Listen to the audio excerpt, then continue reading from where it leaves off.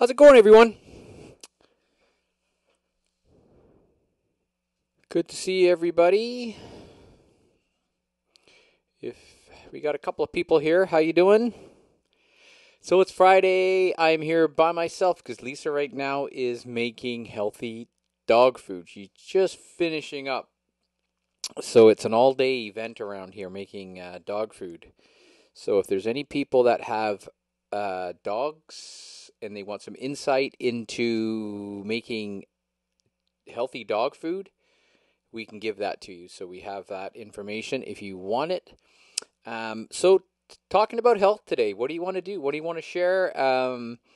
My question today is, do you feel that now you've been locked down because you've had to take care of your or protect yourself from catching a virus and spreading a virus, have you been able to pay attention to maybe focusing on a healthier lifestyle in general?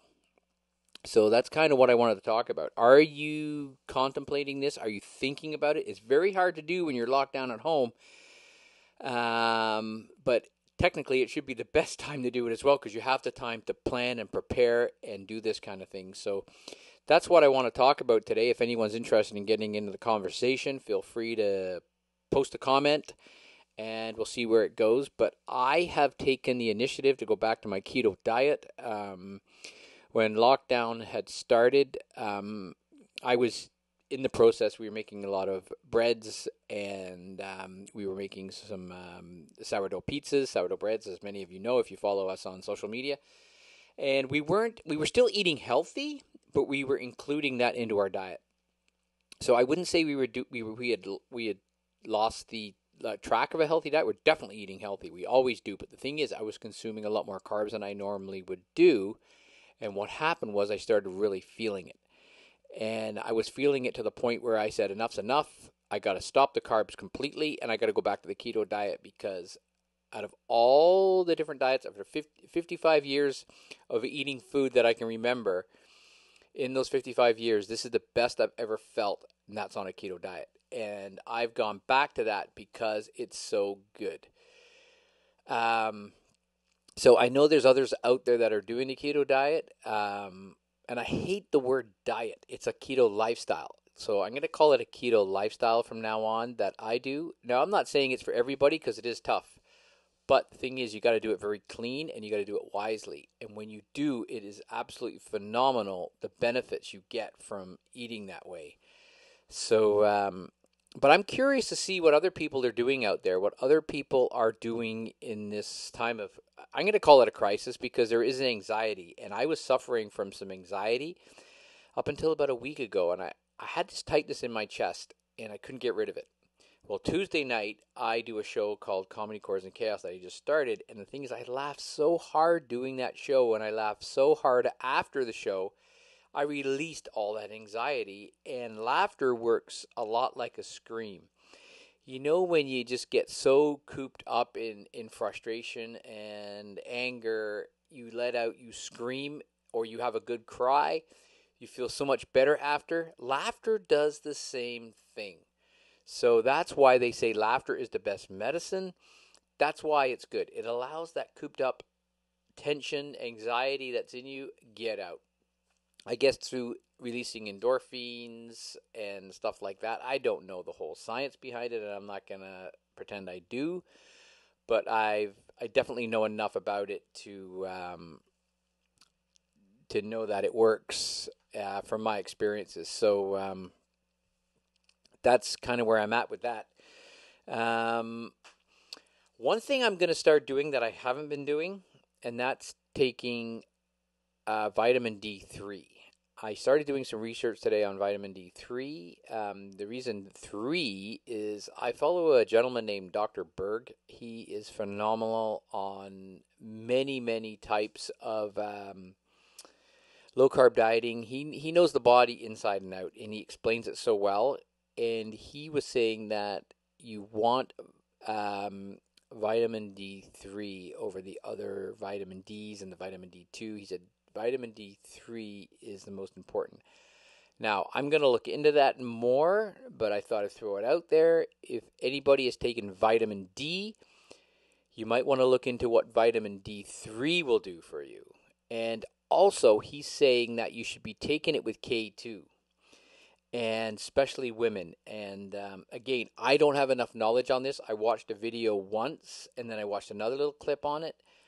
I am definitely going to look into it, but what I'm trying to do is just throw some pointers out there to you to say, hey, if you're taking vitamin D, first of all, look into why you decided to take it, but look into the possibility of taking vitamin D3 instead of your vitamin D or vitamin D2.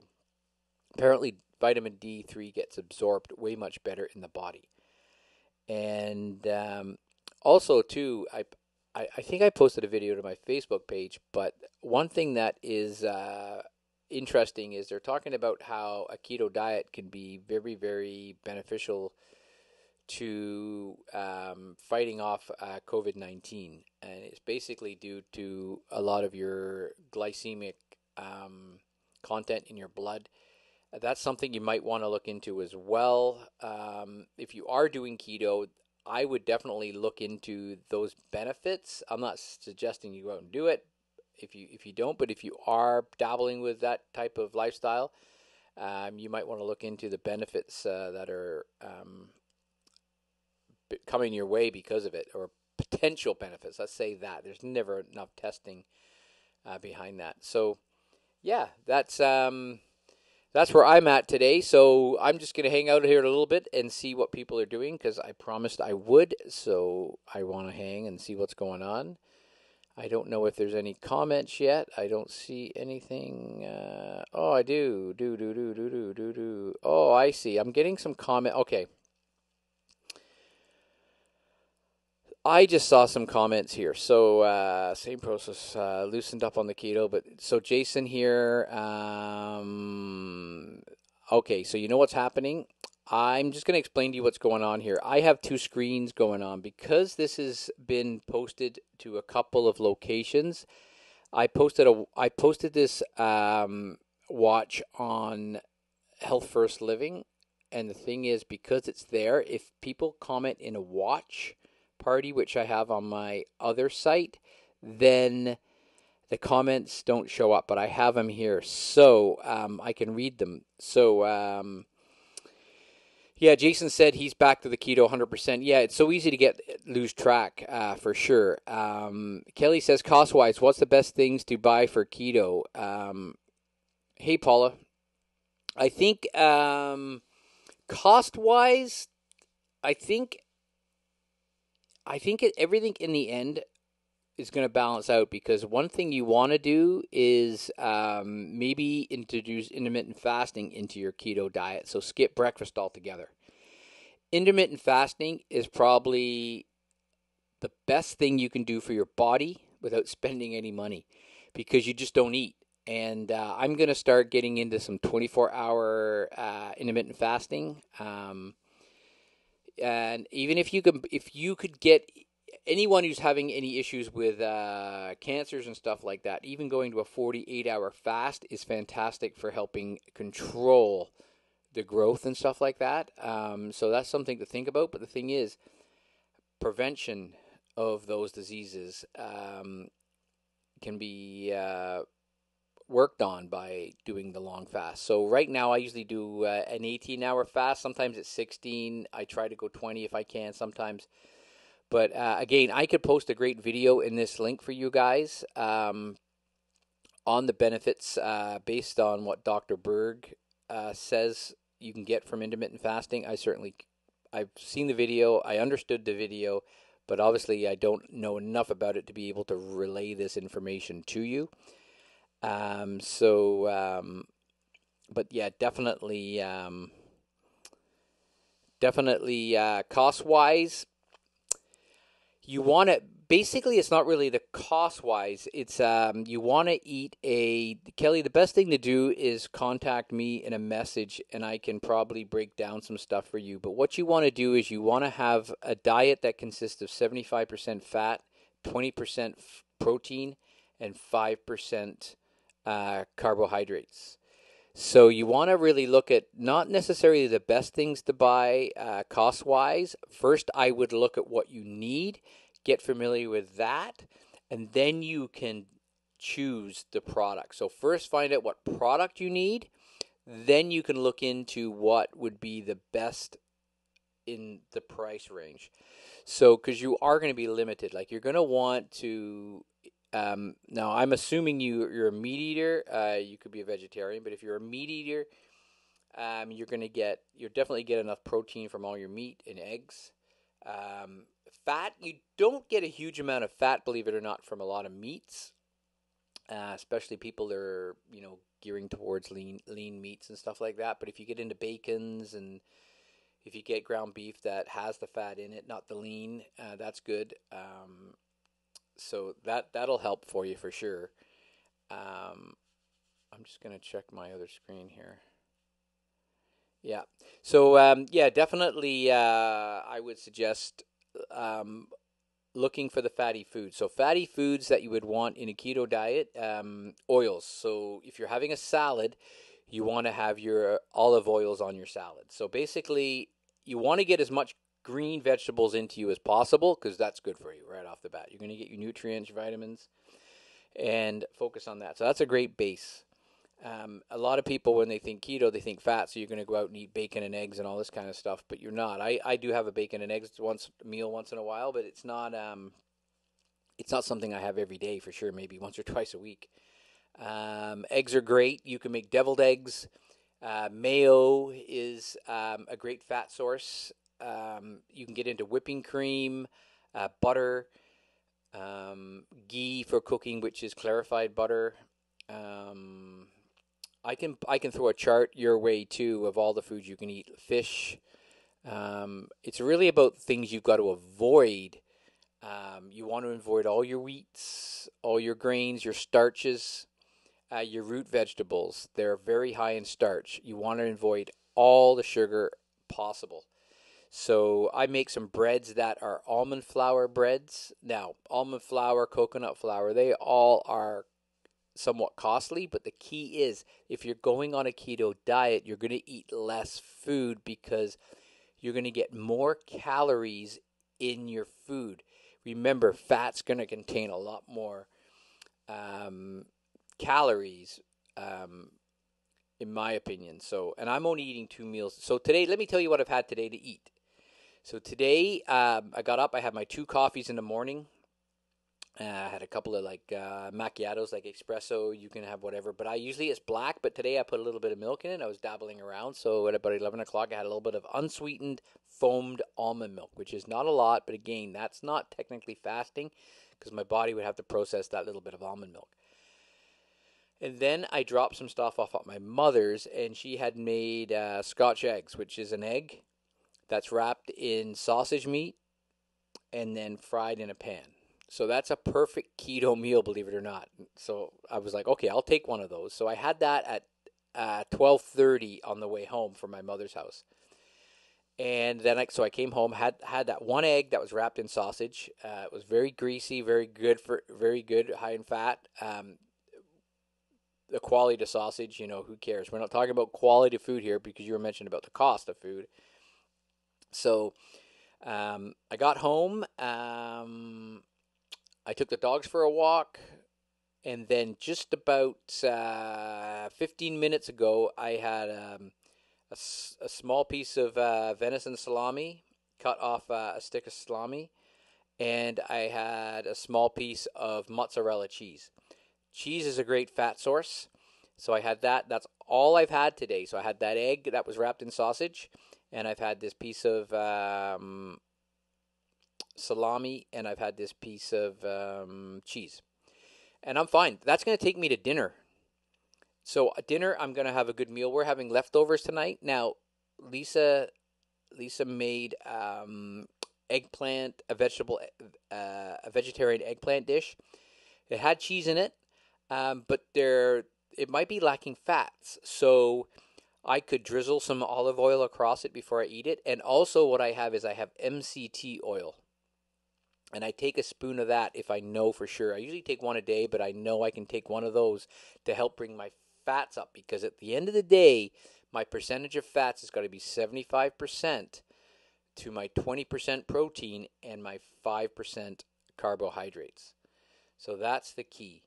Now, when you're calculating your carbohydrates, I use MyFitnessPal, and we did talk about doing a seminar on that, and I could have done that in one of these tutorials. Maybe we can set it up, because as more people that I know say, "Hey, I'd like to do this keto thing or try it," then I can do that. I just need to plan it better. But when you're calculating your carbohydrates, remember, a lot of food, like vegetables, for example, may have a count of 10 carbs, but it may also have a count of 6 grams of fiber. Well, you can deduct those two, and it will give you your net carbs, and you can count those net carbs as the amount of carbs that you've had that day, because the fiber is basically going to go right through you. Even though it's a carbohydrate, it's not sticking around, so you don't really have to count that. So that's kind of more advanced keto as far as calculations go.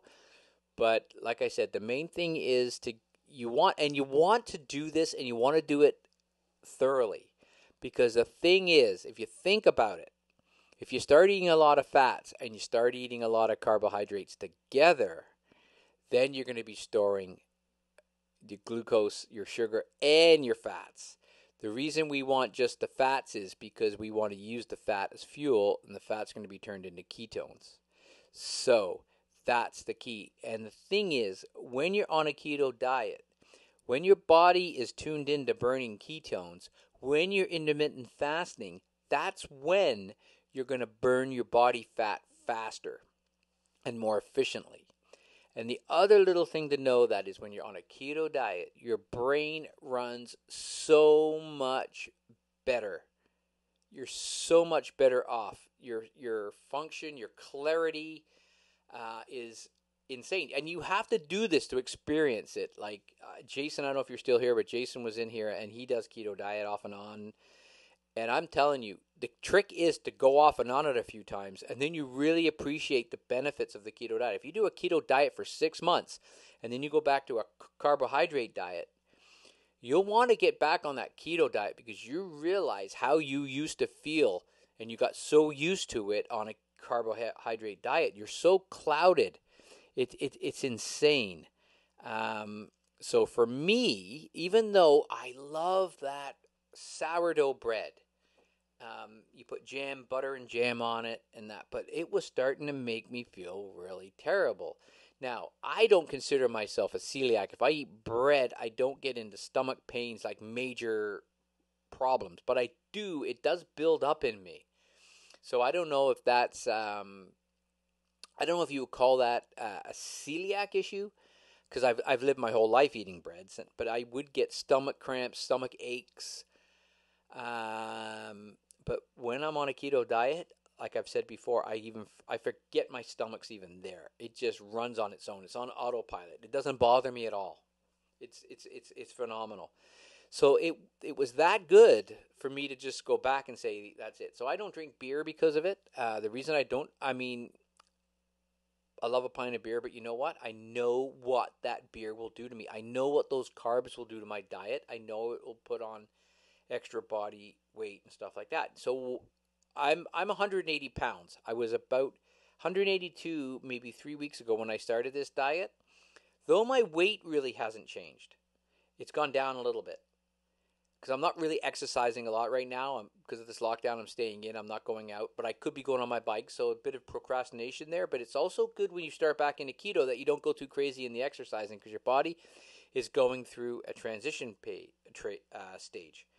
So you don't want to put any stress on your immune system or anything like that. So I thought, you know what, I'm just going to take it easy, get back into this. I do a run maybe 2 or 3 times a week.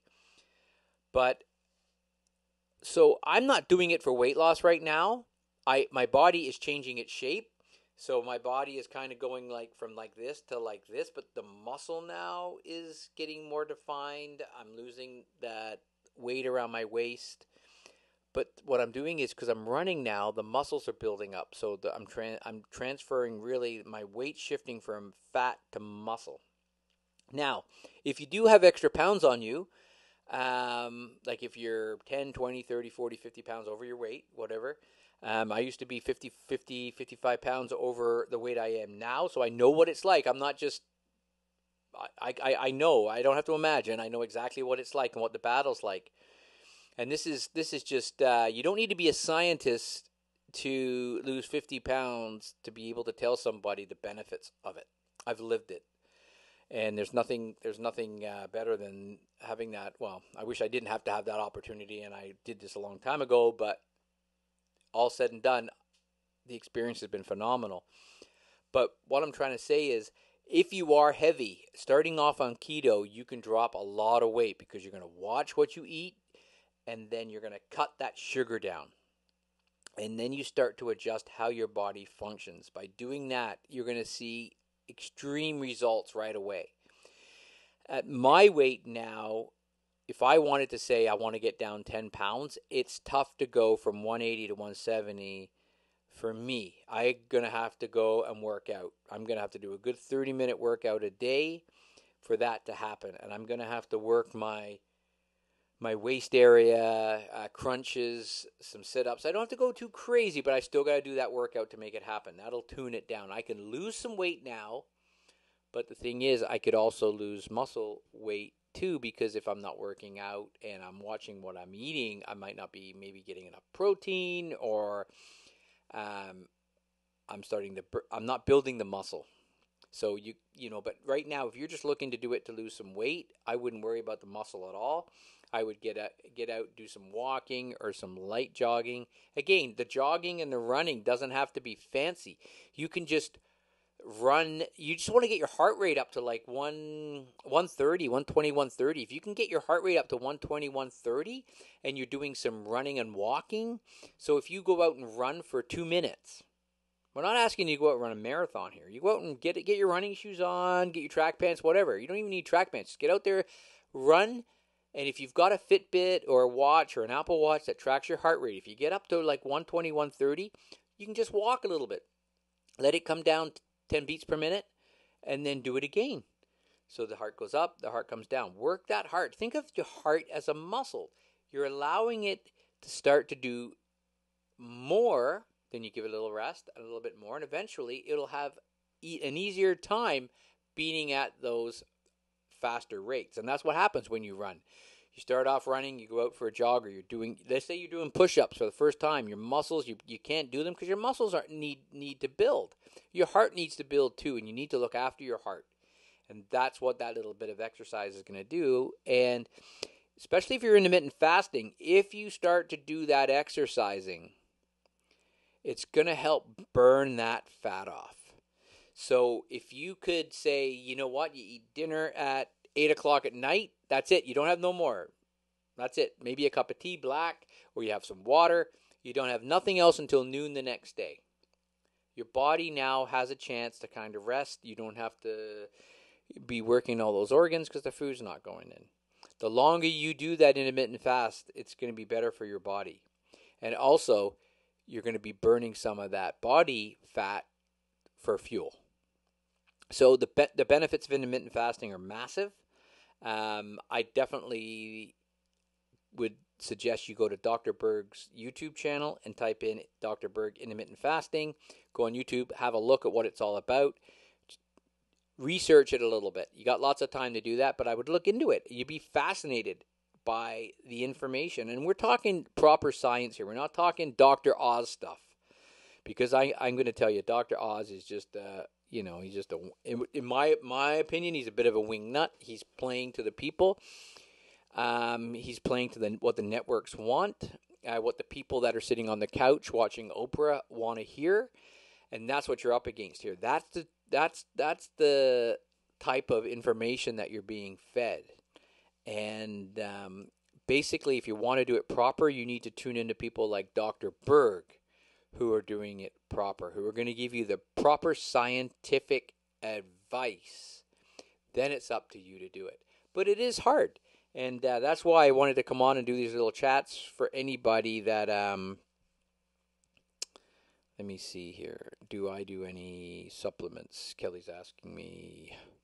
I can get my mouse over to the other screen, Kelly, because I got both screens open here. Well, I don't even do the D3 yet. I was just looking into getting the D3. Now, they say you should do D3 in the winter or the fall winter months, that when there's less sun, because you're not out in the sun. If you're getting sunshine, you're pretty good. Now, white-skinned people do better off with the sun getting vitamin D than dark-colored people, which is very interesting. You would think it'd be the other way around because, we don't want to be in the sun, but we can, white people, and I know you're white, that's why I said we can get the sun through, or the D3 from the sun easier than a colored person can, a dark-skinned person, let's say Asian, East Indian or whatever, or Afro-American. So that's the benefit to the sunshine. But what do I take for supplements? I really don't. I take some stuff. I take something called rhodiola in the morning, which helps me with attention deficit disorder. Basically calms me down, but also gives me a little bit of energy. I take cod liver oil. I take some apple cider vinegar. I take some ashwagandha. All these things help with fat burning, helps with cell maintenance. What else do I take? I take a probiotic. Probiotic is good with keto diet because you might, go without some fiber and stuff like that, just because you're focusing on fat sometimes. Though we do eat a lot of salads and a lot of vegetables in our house, a probiotic though is a good idea. But like I said, my stomach runs amazing on a keto diet, but not everyone's could be like that. So again, I'm just sharing my results.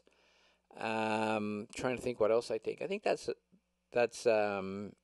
But I think for mental health, keto is the best thing you could do for your mental health without taking any type of medication. And I'm talking just basic mental health. And I'm talking about someone like me who has never been diagnosed with any sort of depression, mental illness.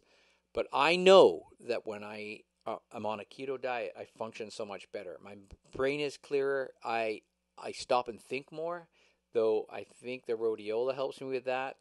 But I'm more calmed down, more relaxed, and more understanding. So definitely helps. So that's just changing your diet. And it doesn't, I'm going to be honest with you, if you eat keto diet compared to a regular diet, I would say it's definitely not going to be any more money because you're going to watch what you eat, you're going to be more sensible, and in general, depending on how you're eating now, you could cut back a lot of the things that you normally like. You're not going to be you're not going to eat any more processed food. And processed food, even though it can be cheap, it can also be expensive. You're not going to be eating ice cream anymore unless you make it yourself.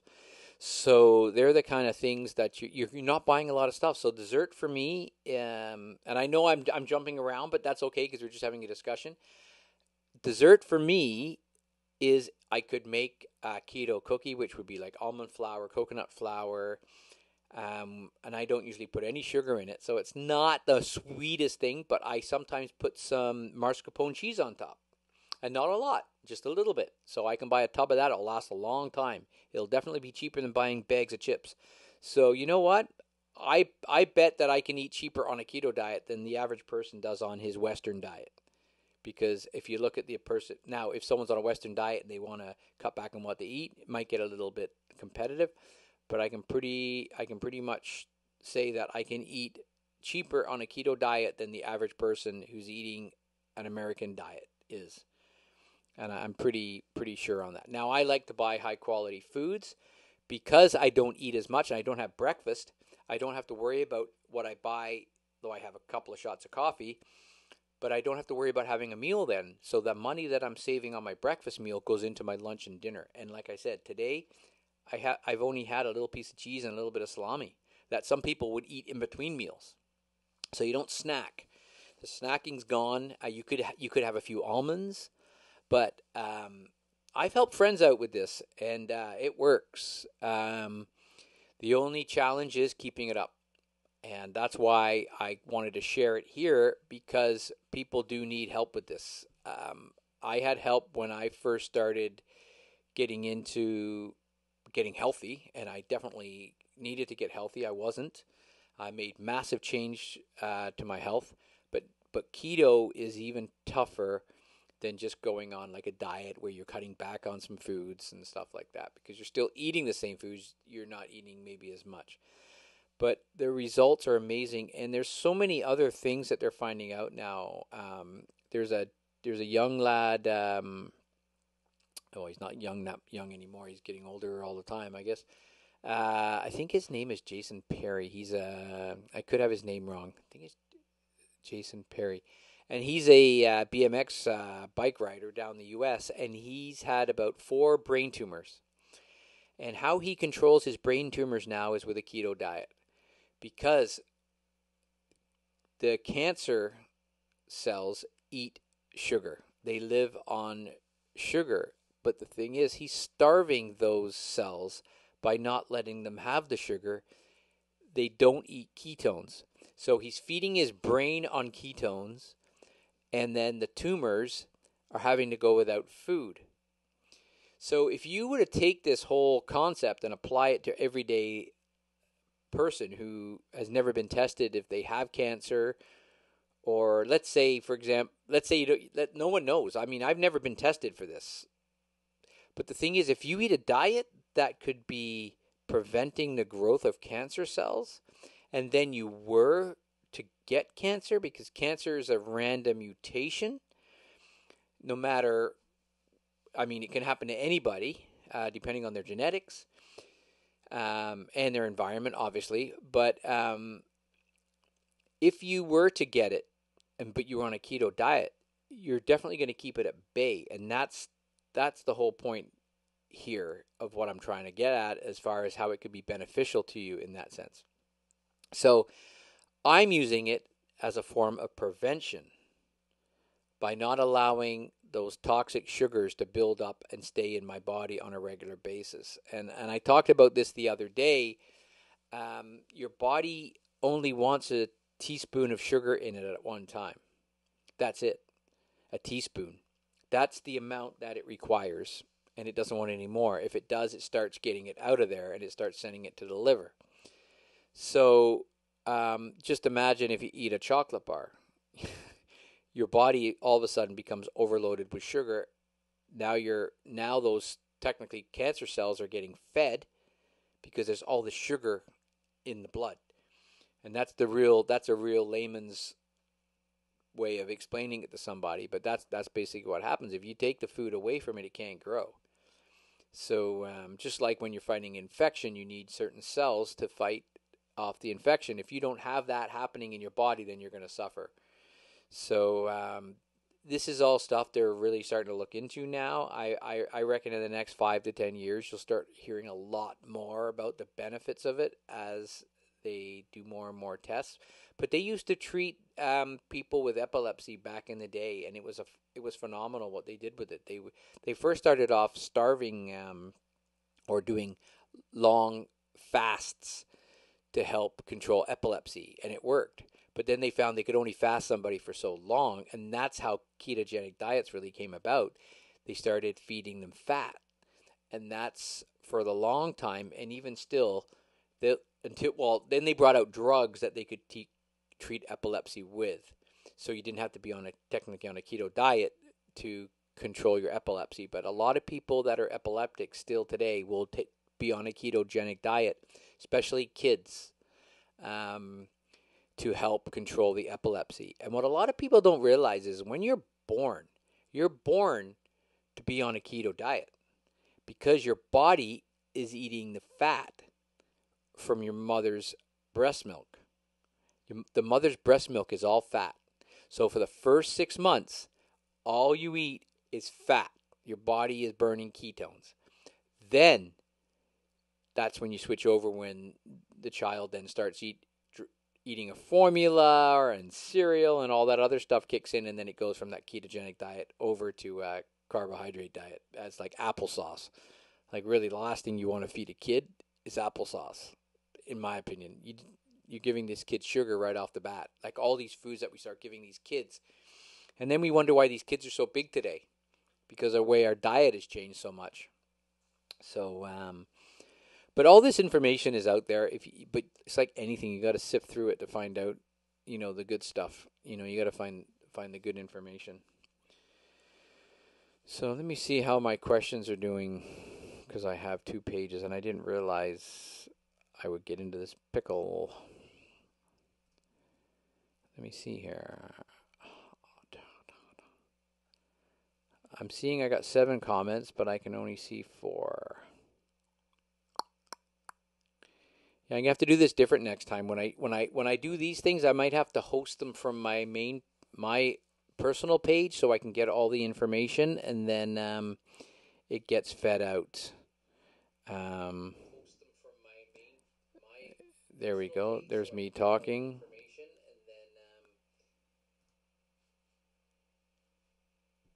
Yeah. Now someone's trying to call me. Chaos. Chaos here when you do these live sometimes. So yeah, so I guess if anyone has any other questions, I'll do it different next time for sure. But if you want to reach out to me personally, ask me anything you want. I can easily send you back some messages, and I can send you some really good videos on where to get started, and how I got into this in the first place, because it's definitely the most important. I'm going to say this again. The most important thing in your life should be your health. And someone might say, well, what about my kids?